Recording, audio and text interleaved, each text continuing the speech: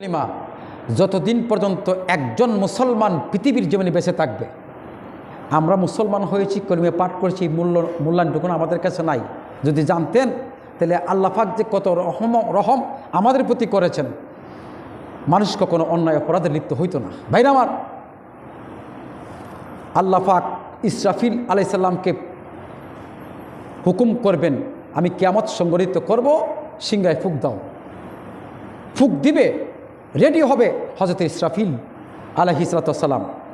ওই মুহূর্তে একজন মুসলমান যদি বলে আল্লাহ, সুবহানাল্লাহ বলেন, সুবহানাল্লাহ বলেন, একজন মুসলমান যদি বলে আল্লাহ, আল্লাহ ইসরাফিলকে বলবেন সিংহায় ফুঁক দিও না, পৃথিবীর জমিনে এখনো মুসলমান আছে। সুবহানাল্লাহ বলেন, সুবহানাল্লাহ।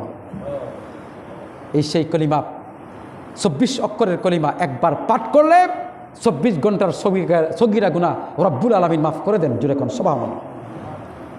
রাসূল সাল্লাল্লাহু আলাইহি ওয়াসাল্লামের জামানায় একটা কাফের একটা ছেলে ছিল। সে মুসলমান হয় নাই, কিন্তু নবীকে মহাব্বত করতে ভালোবাসত, কলিমা পাঠ করে নাই।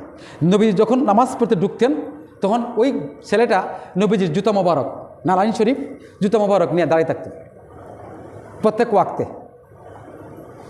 নবীজি অনেক সময় জুতা খুঁজতেন, তো সে বলতো জুতা হুজুর আমার কাছে। তো যাই হোক, সে যেদিন মৃত্যুবরণ করবে, নবীজি দেখলেন যে নবীজির জুতা তো আজকে সে রাখে নাই, ছেলেটা গেল কোথায়? একজন বললো ইয়া রাসূলুল্লাহ, ছেলেটা অসুস্থ, খুব বেশি অসুখ। নবীজি বললেন চলো আমি তার কাছে যাই। নবীজি সাহাবা কেরামদের নিয়ে গেলেন, গেতেন সে মৃত্যুসজ্জায়, তার মা বাবা সব আছে। নবীজি ঢুকলেন, নবীজি ঢুকে জিজ্ঞেস করলেন তোমার কি কষ্ট হচ্ছে? তুমি একটা কাজ করো, আমার জুতা মোবারক নিয়ে সবসময় দাঁড়িয়ে থাকতা, তুমি কলিমা পাঠ করো, কলিমাটা পাঠ করো, একটু কলিমা পাঠ করো, করবা? সে একবার তার মা বাবার দিকে তাকায়, একবার রাসূল সাল্লাল্লাহু আলাইহি ওয়াসাল্লামের চেহারা মোবারকের দিকে তাকায়। আমার মায়েরা, তার এই ঘটনা দেখে তার মা বাবা বলতেছে আমার সন্তান আমার দিকে তাকাইও না, রসুলের দিকে তাকাইছো ঠিক আছে, এতদিন তুমি আল্লাহর হাবিবের জুতা পাহারা দিয়েছ, জুতা মোবারক তুমি বুকে লাগাইছো, সেই কাজটাই তুমি আজকে করো। আল্লাহর বন্ধু যখন বলেছে কলিমা পাঠ করার জন্যে, আমরা অনুমতি দিলাম, এই মুহূর্তে তুমি কলিমা পাঠ করো, লা ইলাহা ইল্লাল্লাহু মুহাম্মাদুর রাসূলুল্লাহ। সে কলিমা পাঠ করলো, আল্লাহ পাক রব্বুল আলামিন তাকে জান্নাত দিয়ে দিলেন। এই জন্য নবীজি বলছেন লা ইলাহা ইল্লাল্লাহ ফাদখালাল জান্নাত। যেই ব্যক্তি কলিমা পাঠ করবে তার জন্য জান্নাত।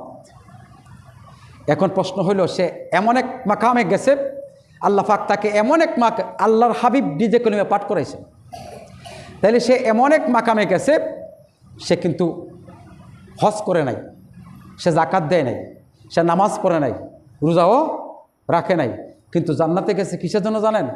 নবীর মহাব্বতে, এবং কলিমা পাঠ করেছে লা ইলাহা ইল্লাল্লাহ মুহাম্মাদুর। খেয়াল করবেন, সেজন্যই কলিমার মূল্যায়ন আমাদেরকে দিতে হবে। কলিমা পাঠ করা, মুখে বলা, অন্তরে বিশ্বাস করা, সেই অনুযায়ী কাজ করা, 3টা কাজ। কলিমা তো পাহাড়িরাও জানে, ওরা 5টা কলিমা জানে, অনেক মুসলমানও জানে না। আমি এটা বাস্তব প্রমাণ দিচ্ছি। আমি তো আপনারা জানেন একটু কারাগারে যাই, তো আমি অনেক সময় প্রশ্ন করে দেখছি, ভাই মনে কষ্ট নেবেন না, 5টা কলিমা একটু বলেন, পারেন অনেকে। হুজুর ছোটোবেলা পড়ছিলাম, হুজুর এখন পড়ি না, ভুলে গেছি হুজুর। কিন্তু একজন পাহাড়িকে বলবে না, বলতে পারবে। পাঠ করলে সে, আপনি কলিমা পাঠ করছেন, মুসলমান হইতে পারবেন না। অন্তরে বিশ্বাস করতে হবে, কলিমা পাঠ করার পরে আল্লাহর যা হুকুম আহকাম করেছেন সেটা বাস্তবায়ন করতে হবে, তার নাম হচ্ছে মুসলমান। ঠিক কিনা বলেন?